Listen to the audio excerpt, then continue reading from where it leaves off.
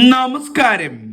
Infinite സ്റ്റോറീസിന്റെ പുതിയൊരു അധ്യായത്തിലേക്ക് എല്ലാവർക്കും സ്വാഗതം. നിങ്ങളുടെ വീട്ടിൽ ഒരേ നാളുകളിൽ ജനിച്ചവരുണ്ടോ? അതായത് ഭാര്യയും ഭർത്താവും ഒരേ നാളുകാരാണ്, അല്ലെങ്കിൽ അമ്മയും മകനും ഒരേ നാളുകാരാണ്, അല്ലെങ്കിൽ അമ്മയും മകളും ഒരേ നാളുകാരാണ്, അച്ഛനും മോനും ഒരേ നാളുകാരാണ് എന്നിങ്ങനെ ഒരേ നാളുകളിൽ ജനിച്ചവർ നിങ്ങളുടെ വീട്ടിലുണ്ടോ? നിങ്ങളുടെ വീട്ടിൽ താമസിക്കുന്നുണ്ടോ? ഉണ്ടെങ്കിൽ ഞാൻ ഈ പറയുന്ന കാര്യങ്ങൾ തീർച്ചയായിട്ടും നിങ്ങൾ അറിഞ്ഞിരിക്കണം. ഒരേ നാളുകളിൽ ജനിച്ചവർ വീട്ടിൽ വന്നു കഴിഞ്ഞാൽ ഏക നക്ഷത്ര ഭാഗ്യവുമുണ്ട്, ഏക നക്ഷത്ര ദോഷവുമുണ്ട് എന്നുള്ളതാണ്.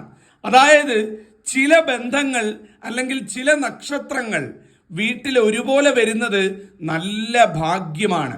അത് ജീവിതത്തിൽ വലിയ വിജയങ്ങളും ജീവിതം രക്ഷപ്പെടാൻ കാരണമാകുന്നതാണ്. എന്നാൽ ചില നക്ഷത്രങ്ങൾ അല്ലെങ്കിൽ ചില ബന്ധങ്ങൾ ഒരേ നാളുകാരായി വന്നു കഴിഞ്ഞാൽ അത് ആ വീട് മുടിയാനായിട്ട് അല്ലെങ്കിൽ വലിയ ദോഷമായിട്ട് വന്ന് ഭവിക്കുകയും ചെയ്യുന്നതാണ്. അപ്പൊ ഇന്ന് പറയാൻ പോകുന്നത് ഒരേ നക്ഷത്രക്കാരായ അല്ലെങ്കിൽ ഒരേ നാളുകളിൽ ജനിച്ചവർ ഒരേ വീട്ടിൽ വന്നു കഴിഞ്ഞാൽ ഉണ്ടാകുന്ന ഫലങ്ങളെ പറ്റിയാണ്. നിങ്ങളുടെ വീട്ടിൽ ഒരേ നാളുകളിൽ ജനിച്ചവരുണ്ട് എന്നുണ്ടെങ്കിൽ തീർച്ചയായിട്ടും നിങ്ങൾ ഈ കാര്യം അറിഞ്ഞു തന്നെ മുന്നോട്ട് പോകണം. ഇതറിയാതെ പോകുന്നത് വലിയ രീതിയിലുള്ള ഒരു ദോഷമായിട്ട് മാറുന്നതായിരിക്കും. ആദ്യമായിട്ട് മനസ്സിലാക്കാം, അച്ഛനും മകളും ഒരേ നാളായിട്ട് വന്നാൽ എന്താണ് ഫലമെന്ന്. അതായത് അച്ഛൻ്റെ അതേ നാളിൽ തന്നെയാണ് മകളും ജനിച്ചിരിക്കുന്നത് എന്നുണ്ടെങ്കിൽ, അച്ഛനും മോളും ഒരേ നാളുകാരാണ്, ഒരു വീട്ടിലാണ് താമസിക്കുന്നത് എന്നുണ്ടെങ്കിൽ എന്താണ് ഫലം എന്നുള്ളത് ആദ്യം മനസ്സിലാക്കാം. ഭരണി, രോഹിണി, ഉത്രം, പൂരാടം, ഉത്രാടം, പുണർദം, അവിട്ടം, അശ്വതി, കാർത്തിക, പൂരുരുട്ടാതി, രേവതി, ആയില്യം, അത്തം. ഈ നാളുകൾ നോക്കി വെച്ചോളൂ.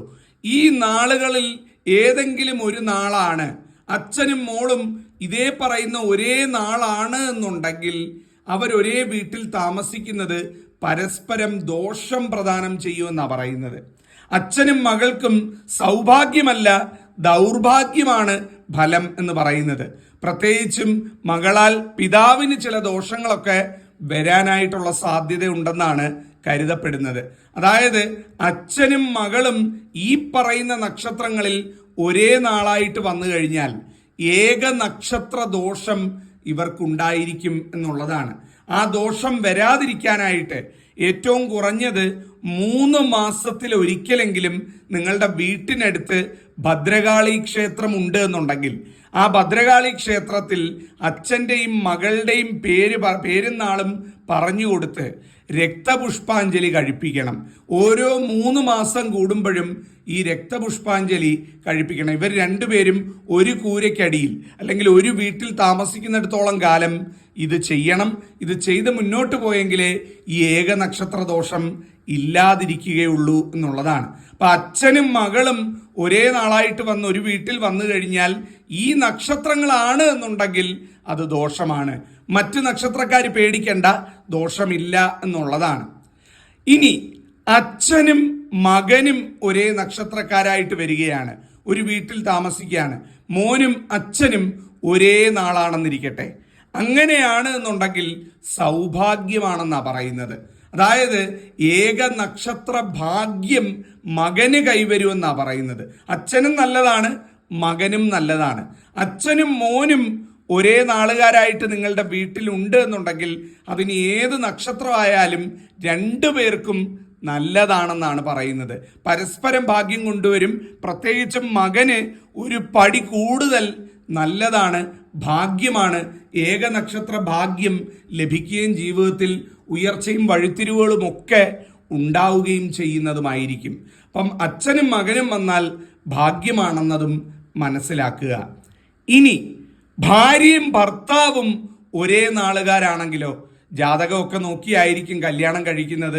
ചിലർ ജാതകം നോക്കിയും ചിലർ ജാതകം നോക്കാതെയൊക്കെ വിവാഹം കഴിക്കും. ഭാര്യയും ഭർത്താവും ഒരേ നാളുകാരായിട്ട് വന്നു കഴിഞ്ഞാൽ എല്ലാ സമയത്തും അത് ദോഷമായിട്ട് വരത്തില്ല. എന്നാൽ ചില നാളുകാർ തമ്മിൽ ഒരേ നാളുകാർ ചേർന്നാൽ അത് ദോഷമായിട്ട് വരും എന്നുള്ളതാണ്. അതായത് ആ 8 നാളുകളെന്നാ പറയുന്നത്. രോഹിണി, തിരുവാതിര, മൂലം, അത്തം, ഭരണി, മകം, മൂലം, അവിട്ടം. ഈ 8 നാളുകാര് പരസ്പരം വിവാഹം ചെയ്താൽ അത് വലിയ ദോഷമായിട്ടാണ് കണക്കാക്കുന്നത്. സാധാരണ ജാതകം നോക്കുന്നവർ തന്നെ പറയും ഈ 2 നാളുകൾ തമ്മിൽ ചേരാൻ പാടില്ല എന്നുള്ളത് കൃത്യമായിട്ട് പറയുന്നതാണ്. ഈ നാളുകൾ തമ്മിൽ ചേർന്ന് കഴിഞ്ഞാൽ ഇനി എന്തൊക്കെ ഉണ്ട് എന്ന് പറഞ്ഞാലും സ്വസ്ഥത എന്ന് പറയുന്ന കാര്യം ജീവിതത്തിൽ ഉണ്ടാകില്ല എന്നുള്ളതാണ്. ഇനി സ്വസ്ഥതയായിട്ട് പോകാൻ നോക്കിക്കഴിഞ്ഞാലും കഷ്ടതകളും ദുരിതങ്ങളും ഒന്ന് മാറി മാറി വന്നുകൊണ്ടേയിരിക്കും എന്നുള്ളതാണ്. സ്വരച്ചേർച്ച ഉണ്ടാകത്തില്ല, കലഹങ്ങള്, തർക്കങ്ങള്, ഒന്നിനൊന്നിന് വിട്ടുകൊടുക്കാത്ത പ്രകൃതം, വഴക്കുകൾ, ഇതൊക്കെ നിത്യജീവിതത്തിൽ ഒരു സ്ഥിരം കാഴ്ചയായിരിക്കും എന്നുള്ളതാണ്.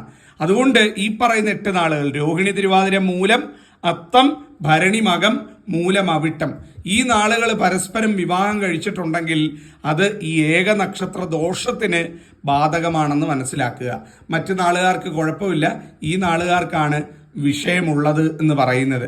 ഇനി അഥവാ അറിയാതെ വിവാഹം കഴിച്ചു പോയി, ചിലർ പറയും തിരുമേനി ഞങ്ങൾ കല്യാണം കഴിച്ചു പോയി, ഇപ്പം ജീവിതത്തിൽ ഈ ഒരു അവസ്ഥയിലാണ്, എന്ത് ചെയ്യും എന്ന് ചോദിച്ചാൽ നിങ്ങളൊന്നും വിഷമിക്കേണ്ട.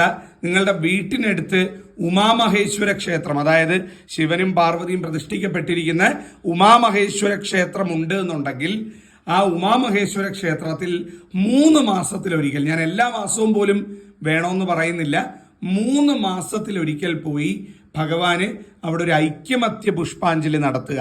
ഭഗവാനെയും ഭഗവതിയും കണ്ടു തൊഴുക.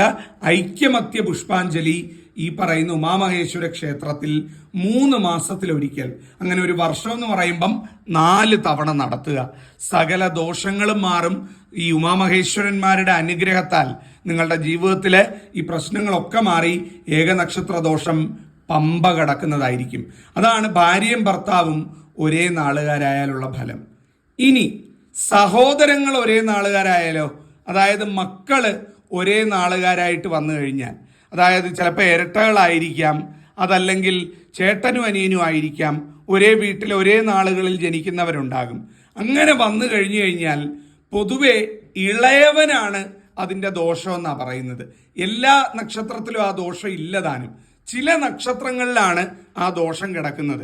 ചേട്ടനും അനിയനും അല്ലെങ്കിൽ ചേട്ടത്തിയും അനിയത്തിയും ഒരേ നാളുകാരാണ്, ഇരട്ട കുഞ്ഞുങ്ങൾ ഒരേ നാളുകാരാണ് എന്നുണ്ടെങ്കിൽ ഈ മുതിർന്ന ആളിന് വലിയ കുഴപ്പമില്ല കേട്ടോ. മുതിർന്ന ആളിന് ഏകനക്ഷത്ര ദോഷം ബാധിക്കില്ല. ദോഷം വരുന്നത് ഈ ഇളയ കുട്ടിക്കായിരിക്കും. അതിൻ്റെ അരിഷ്ടതകളും പ്രശ്നങ്ങളും ഒക്കെ കുഞ്ഞിലേ തൊട്ടേ നമുക്ക് കാണാൻ സാധിക്കും. അത് പ്രത്യേകിച്ചും ചില നക്ഷത്രങ്ങൾക്കാണ്.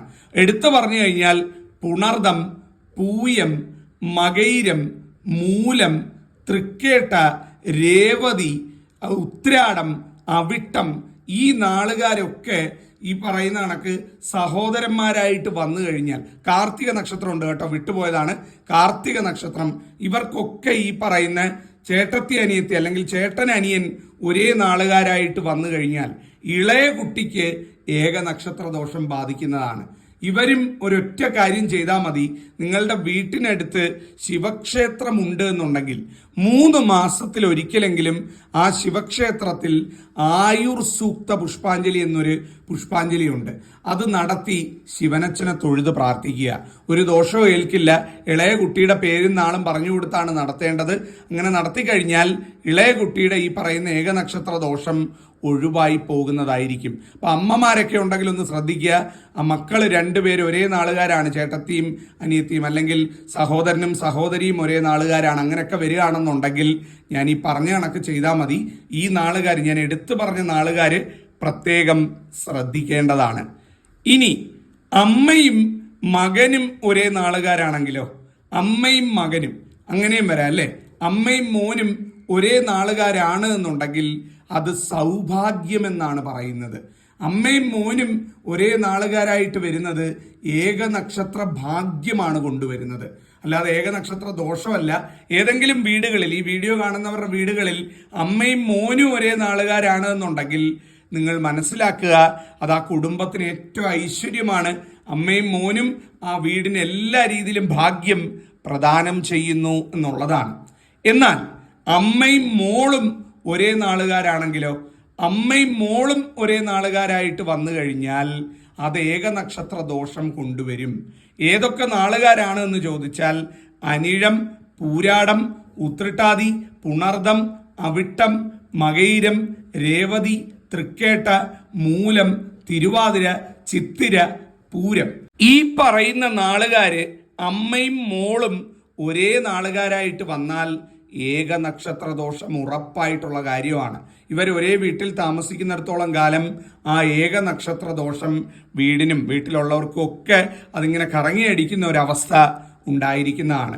മാസം തോറും അല്ലെങ്കിൽ ഏറ്റവും കുറഞ്ഞത് 3 മാസത്തിൽ ഒരിക്കലെങ്കിലും ആ മകളുടെ പേരിൽ, ആ അമ്മയും മോളും ഉള്ളതിൽ മകളുടെ പേരിൽ രക്തപുഷ്പാഞ്ജലി ഭദ്രകാളി ക്ഷേത്രത്തിൽ നടത്തുന്നത് ഏറ്റവും നല്ലതാണ്. മാസം തോറും നടത്താമെങ്കിൽ ഏറ്റവും നല്ലത്, 3 മാസത്തിൽ ഒരിക്കലെങ്കിലും നടത്താമെന്നുണ്ടെങ്കിലും കുഴപ്പമില്ല.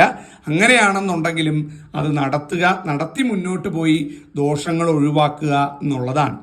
ഇനി മുത്തശ്ശൻ അല്ലെങ്കിൽ മുത്തശ്ശിയുടെ നാളിൽ കൊച്ചുമക്കൾ ജനിച്ചാലോ, അതായത് അപ്പൂപ്പനും അമ്മുമ്മയും ഉണ്ട്, അവരുടെ അതേ നാളിൽ കൊച്ചുമക്കൾ ജനിക്കുന്നത് അതേത് നാളായാലും നല്ലതാണ് എന്നുള്ളതാണ്. അതുകൊണ്ട് ഒരു ദോഷവും ആർക്കും ഏൽക്കില്ല എന്നുള്ളതാണ്. ഏകനക്ഷത്ര ഭാഗ്യമായിട്ട് തന്നെ, ഏകനക്ഷത്ര യോഗമായിട്ട് തന്നെ നമുക്കത് കണക്കാക്കാം. നല്ലതാണ്. മുത്തശ്ശന്റെ മുത്തശ്ശിയുടെ ഒക്കെ നക്ഷത്രങ്ങളിൽ കൊച്ചുമക്കൾ ഉണ്ടാവുന്നത് പൊതുവെ കുടുംബത്തിന് ഐശ്വര്യപൂർണമായിട്ടുള്ള ഫലങ്ങൾ കൊണ്ടുവരും എന്നാണ് കരുതപ്പെടുന്നത്. അങ്ങനെയാണ് കാണാറുള്ളത്. അപ്പൊ അതാണ് മുത്തശ്ശനും മുത്തശ്ശിയും ഒരേ വീട്ടിൽ ഒരേ നാളുകാരായിട്ട് വന്നു കഴിഞ്ഞാലുള്ള ഫലങ്ങൾ എന്ന് പറഞ്ഞത്. ഞാൻ ഈ പറഞ്ഞ ഫലങ്ങളെല്ലാം ഒരു വീട്ടിൽ താമസിക്കുന്നിടത്തോളമാണ് കേട്ടോ ഇത് ബാധകമായിട്ടുള്ളത്. ഇപ്പം ഫാമിലിയൊക്കെ പിരിഞ്ഞു പോയി അല്ലെങ്കിൽ മക്കളെയൊക്കെ വിവാഹം ചെയ്ത് അയച്ചു കഴിഞ്ഞാൽ ഇതൊന്നും ബാധിക്കുന്നതല്ല. ഒരേ വീട്ടിൽ ഒരേ കൂരയ്ക്ക് കീഴിൽ തങ്ങുന്നിടത്തോളം കാലമാണ് ഇത് ബാധകമായിട്ടുള്ളത്. അപ്പം ഇത് പറയാൻ വേണ്ടിയാണ് ഇന്ന് വന്നത്. എന്തെങ്കിലും സംശയങ്ങളുണ്ടെങ്കിൽ ചോദിക്കാം. എല്ലാവരെയും ജഗദീശ്വരൻ അനുഗ്രഹിക്കട്ടെ. നന്ദി, നമസ്കാരം.